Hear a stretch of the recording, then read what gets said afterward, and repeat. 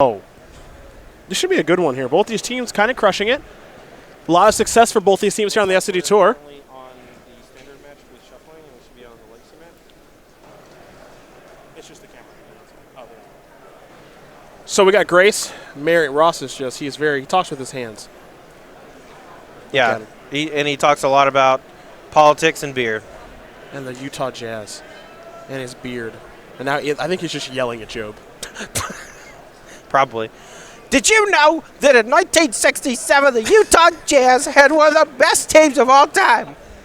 Stockton Malone, never heard of it? I'm from Connecticut. That's a really good Ross impersonation. We're gonna cut and dub that so you can hear it later. That's a really good impersonation. Let's see. One of my favorite starts. Dude, this is the best from start. Blue Black Death Shadow. I love this it. was a unique take on this style of deck. 2 copies of Reanimate in the Death Shadow deck. Not only does it just get you to 12 or less really quickly, but Reanimating Street Wraith is a lot of power on turn 1. That play just already has Dave Thomas down to 12, which means Death Shadow is already unlocked. Yeah, this is one of my favorite things about this deck. Again, this is, I don't know, Josh Layton, kind of a genius to me here, folks. The couple of copies of Reanimating he's put in the deck are awesome. And also, we're playing in a matchup here, as there's a Wasteland from Tandem. We're playing in a matchup in which Swamp Walk actually matters. Yeah, I mean, almost every single fair deck in Legacy has some amount of black in it, for whether it's disruption with discard spells or removal with things like Fatal Push. Underground Sea is everywhere. And that means Street Wraith can't be blocked. Now, of course, Street Wraith going to be tough to Lightning Bolt in the 3-4 after all. It's tough to kill with Fatal Push, given the casting cost. Can't kill it with Snuff Out. You can kill it with Dismember, though. So I want to point out it's really, really tough situationally to Wasteland while on the draw against a deck that already has a threat on the battlefield. Yeah. You're basically thinking, I'm so far behind, the only way I can win this game is if you don't have a second land. Dude, this is a beating. Yeah, this Death Shadow deck is gas. This is a beating. Snuff Out, I'm at 5. Okay, I'm at 5. I'm at 3. He's going for lethal this turn. Call the police. Oh my God! Oh my God! Call the police! Call the police! No. This is not fair.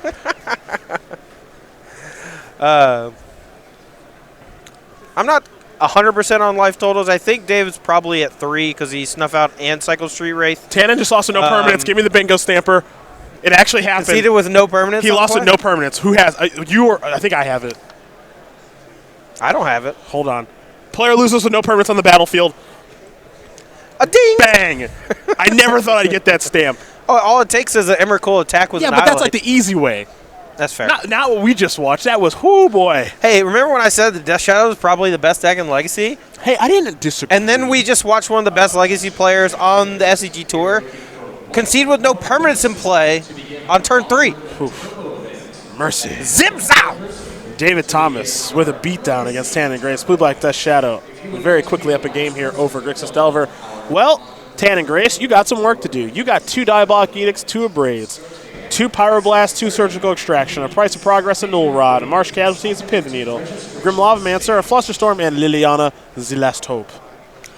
So normally in this type of matchup, Grim Lavamancer would be good. However, most of David's creatures are too big to be hit with the Grim Lavamancer, so it's more so you would have to use it to try to do the last few points of damage. But the Death Shadow deck is very good about using its life total not only as a resource, but also they can make sure that they stay around 7, 8, 9 life if they want to. Their Death Shadow just basically needs to be a 4/4 so it doesn't get colded by a lightning bolt. So even though Lavamancer's coming in, it's not nearly as effective here as it would be against a normal Delver opponent. Liliana Last Hope is also pretty good. It's going to be a little bit more grindy after game 1. We're going to be bringing a lot more removal with things like Diabolic Edict. Pyroblast, we're going to be trying to trade a lot of 1-for-1s, and Liliana Last Hope can actually gain some much-needed card advantage.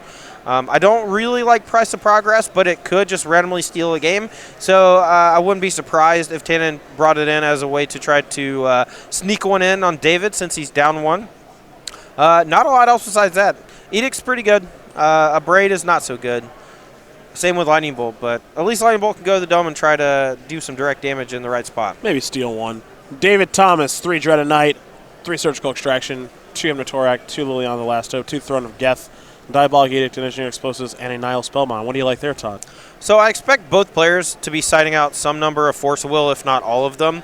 And in those scenarios, cards like Hymn to Torok get a lot better because it generates a 2-for-1 when your opponent is trying to 1-for-1 you to death with removal spells, discard effects, etc.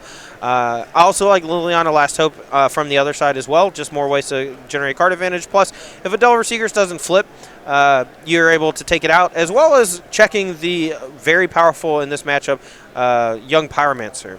I don't like Throne of Geth. That's almost there 100% for Chalice of the Void. Diabolic Edict seems okay, but it can get brick-walled pretty easily by Young Pyromancer, so you have to be careful. But Diabolic Edict against the right threat is definitely great.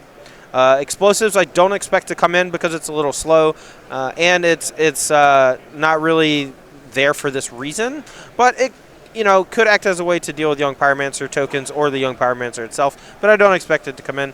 Spellbomb can check an opposing Gurmag Angler, so I do like bringing that in as just another value card. Those are your options. Grace and Thomas going to be underway here in just a moment. They're both taking a look at their opening hands, so we'll turn our attention there. And if one of them takes a mulligan, perhaps we'll talk a little bit about SCG Game Night. Looks like they're both content with their opening hand. Probably about to start. Green means go. And we are underway. It's the Volcanic Island. Oh, hello, Grim Lavamancer. I told you. Tannen already off to a better start than he had last game. My goodness. Hey. Here's a Thoughtseize. Off of Volcanic Sea, I'm sure. No, Underground it's sea. not. It's not always going to be C. Not in Death Shadow. Sometimes it's Watery G. Great. Sometimes it's Watery G. But Dave's on the draw here, and he's casting a Thoughtseize, so he knows he doesn't want to deal too much damage to himself. The Grim Lavamancer is going to do a little bit. He might have a Street Wraith or two, so if you start shocking yourself too much with Watery Graves, it could actually end up with you being too low on life to do things like Snuff Out, or cycling Street Wraith, or using your Reanimates on Street Wraith, etc. Gurmag Angler will bite the dust. Diabolic Edict, couple of lands left over. Grim Lavamancer on the battlefield here. Yep. David correctly recognizing Gurmag Angler as one of the better cards in the matchup, using his Thoughtseize to take away that, as opposed to something like Diabolic Edict, which will likely be eating a creature no matter what. There's an attack for 1. And now, David Thomas will sacrifice a Marsh Flats. Lavamancer currently checking any of the Delvers that David plays, but if he can do something crazy here, like cycle 2 Street Race, he could get a Gurmag Angler into play right now. But he still has to fight through, of course, the Diabolic Edict from the other side. Yep. Him, I like it. This bad for Tannen. Him, one of my favorite legacy cards of all time. Can we get a reprint? Probably not. No, probably not. Okay. That's why I don't work. That's why I don't work in RNG. Hit. All right. 1, 2, 3, 4, 5, 6. Hits. What do we lose? Yeah, Dismember. Which member? Not that this one. again. Not this again. And a Misty Rainforest. Yeah, hitting the land might come back to being good if David hits a string of Wastelands. Mana Denial is a key part in any sort of Delver or tempo creature-based matchup. Players like to cast things like Brainstorm and Ponder and then also do something in the same turn. And if you take away a couple pieces of their mana, you leave them without the ability to play something like Ponder and a threat in the same turn. It's a polluted delta. And the follow-up. Kaboom! So I didn't expect explosives to come in, but it looks pretty good here. Checking that Grim Lavamancer is sweet, but he doesn't have to do it now. And that means that if Tannen draws a Delver of Secrets, he can't even play it this turn. Well, it looks like Dave Thomas might do it now on the upkeep. Okay. Got a Watery Grave, too, and this means he's forcing Tannen to use his mana if he wants to deal 2 on his own turn, which is a little bit interesting. Right, but Tannen didn't have a play last turn, so I don't think that this is really a decision. I think you want to go ahead and deal him 2.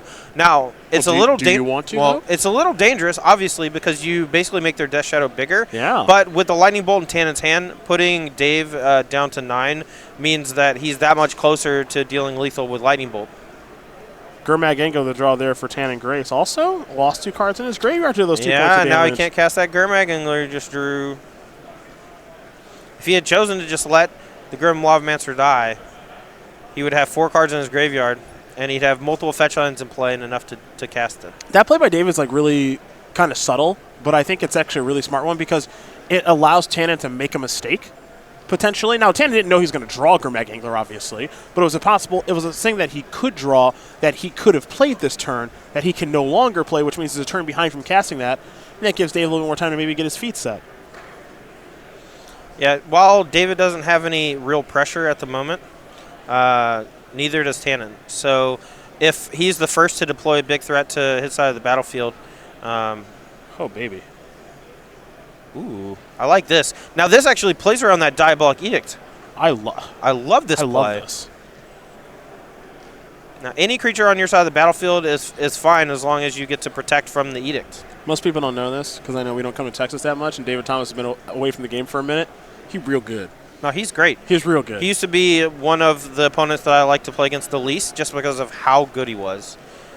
I am very much happy to see him play, and I'm really glad we got to put him on camera, and I hope his team does really well. Even if he's beating up on Tannen and Ross and Brennan, I'm rooting for him.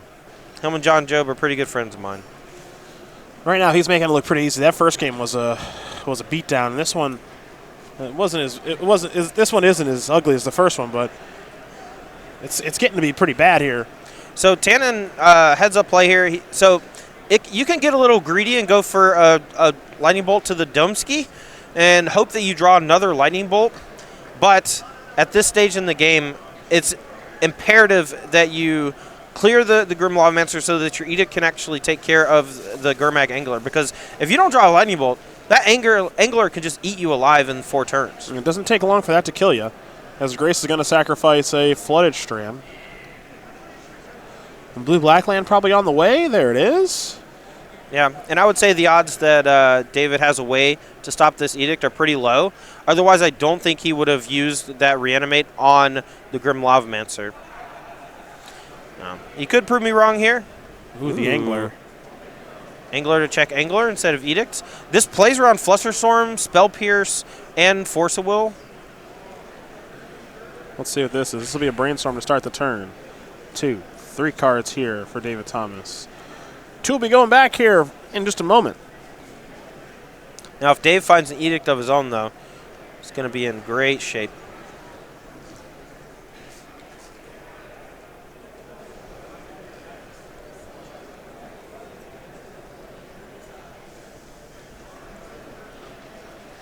So we saw Snuff Out do some pretty good work in Game 1 by just clearing a Delver early on and dealing 4, so it made Death Shadow bigger. But it's not actually a great card in this matchup. It does hit Young Pyromancer and Delver, but it doesn't take care of Gurmag Angler or True Name Nemesis, both of which are very important cards in the matchup.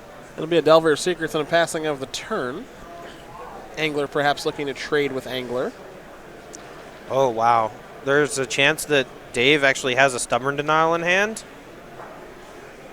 I didn't think he would leave it in. Those cheap counterspells are a little, like cards like Spell Pierce, Flusterstorm are not always good in these types of matchups, because if your opponent's really far ahead on board, having a counterspell doesn't do a whole lot.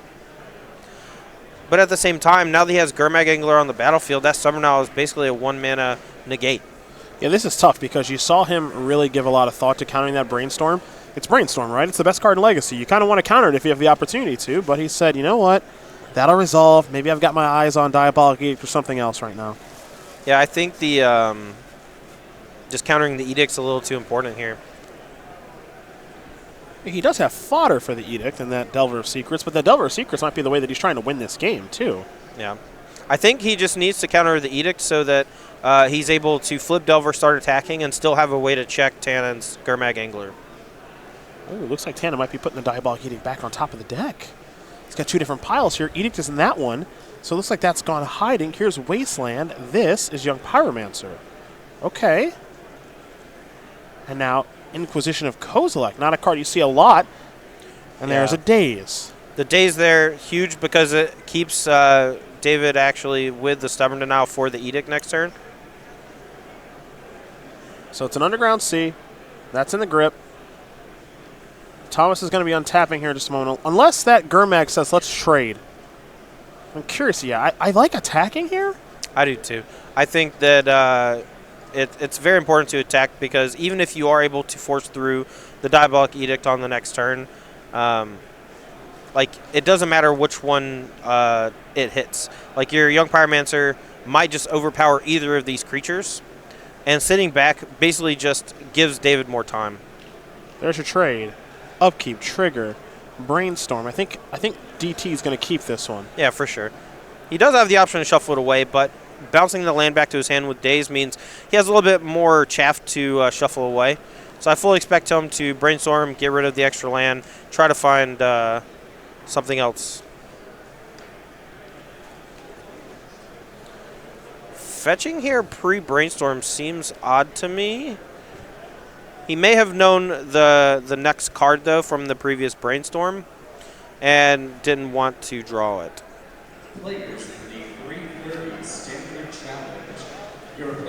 Getting Watergrave, going down to 3, leaving on the edge. Bolt range.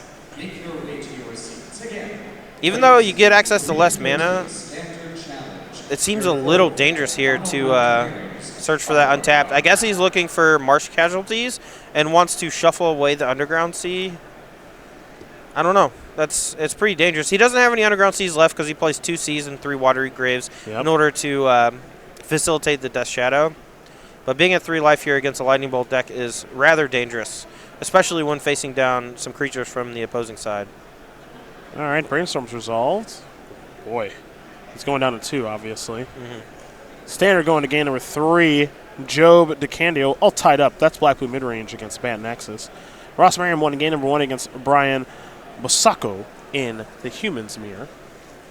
And now what? That's gas. That is gas. That's going to check. Ooh. I guess there's no difference between 2 and 1. 2 and 1, really. not really, no. Might as well attack. Cross your fingers. Tannen? He had a Preordained that he left on top because he was trying to get max value out of Young Pyromancer. Very likely going to keep one of these 2 Diabolic Edicts that he sees. Get rid of the Delver. He might just keep both, honestly. But that doesn't really do anything against the Liliana. He's looking at 2 Edicts right now, I think, Todd.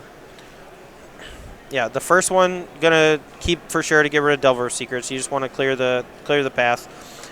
The problem is if David actually goes for minus next turn, get back Gurmag Angler and then cast it, there's a chance that David just loses to the Diabolic Edict if he keeps both. That's a very good point. That's a really hard call here for Tannen. Looking at 2 Edicts, because your thought process might be, I don't know, I just only need 1. I'd like to maybe see a different card as opposed to just drawing another Edict, but Edicts are still pretty good in this spot. Yeah, and this is the thing that's tough about team tournaments. He's asking Ross what to do. How is Ross supposed to jump into this? You can't. I mean, I'm of the firm belief that 99% of the time when you're playing a team event, you should only ask your teammates for decisions, help on decisions like mulligans, just because that's usually the beginning of the game. Your teammate has complete what? You see Ross? He's just like, Ross just waved them off. He's like, I don't know, man. Oh, why put both Edicts to the bottom? He just wants Lightning Bolt. No, I love this play. He just wants Lightning Bolt and Lightning Bolt alone. I just saw the little dialogue between that was great. Ross and Janet. Ross like, is just like, I don't know. Play your game. I got no clue. This is hard. There's so much going on. I don't have time for this. I'm in my own match. Yeah, I'm in the Human's Mirror over here. That's no easy matchup. No. Yeah, going to the Domski. All right, you're down to 1. Tannen maybe want to activate Wasteland. Not sure what he drew. Looks like it may have been a Delta. I don't think Wastelanding is correct here. The Death Shadow deck can operate on 1 or 2 mana pretty easily. And at this juncture, with only 1 card in hand, the odds of that mattering are pretty low. Liliana's going to go down. Okay. Going to get back Gurmag.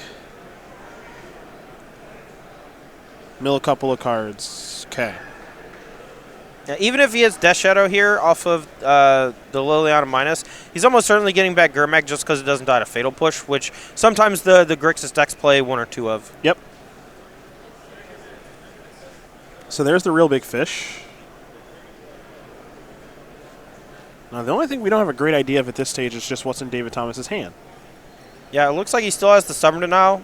It does look that way. That's a pretty big deal because it means he's not going to lose to a top deck Lightning Bolt now that he has mana untapped. And maybe that's why Tannen went for the bottom last turn. 12-1. Well, I think Tannen's thought process here was Diabolic Edict, one or both, is not going to win me the game. It'll prolong the game, but it won't win me the game. Yeah, I mean, when you're facing down a Liliana and your opponent at a very low life total, there's a lot to be said about just risking it for the biscuit. Put them both on bottom. You can maybe hit a Ponder or something. But if you draw the other Lightning Bolt, the game ends. Yeah. And there's a lot of value to just winning the game on the spot. Especially prolonging the game actually seems bad here for Tannen because the creatures in David's deck are bigger. He has a resolved Planeswalker.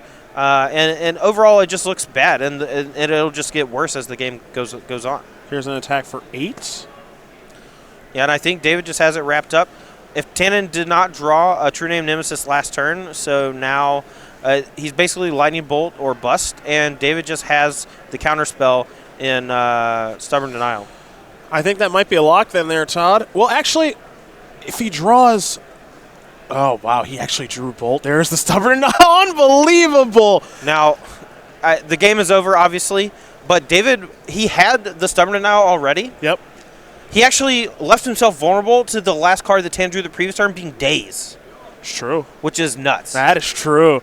David Thomas going to win this game and match here over Tannen Grace. 2-0. Blue-Black Death Shadow will take care of Grixis Delver. Todd, where do you want to go? You want to go to Human's Mirror, or do you want to watch DeCandio versus Job? Honestly, the Human's Mirror is pretty sweet, but I want to see some more of this Bant Nexus deck because this looks kind of poopy so far. Okay. And I just want to see what all the hubbub's about. All right. Oh, the Nexus of Face, a $40 rare, and it's a buy box promo. It's so good. But I have literally only seen it cast as a untap my lands and draw a card. That's it. Well, that's where we're going. Baral, Chief of Compliance, is on the battlefield here for Jonathan Job. Looks like he's got a land to play too. So he'll play a Forest. We'll see what he wants to do on his 4th turn of the game. This will be a Gift of Paradise. For Brennan DeCandio, I see a Champion of Wits. I see a Glint City Siphoner. I see 3 lands. As we told you earlier in the day, DeCandio came over to us and told us, look, boys, I'm not losing a match today. I'd be shocked if I did. My deck is busted. And thus far, I believe DeCandio is himself undefeated, not the team.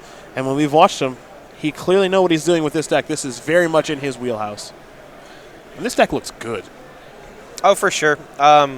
A friend of mine actually went to Grand Prix Providence this weekend, and I don't want to call him a novice. He has won a PTQ before, but he hasn't played a ton of Magic over the last, say, 5 years. Okay.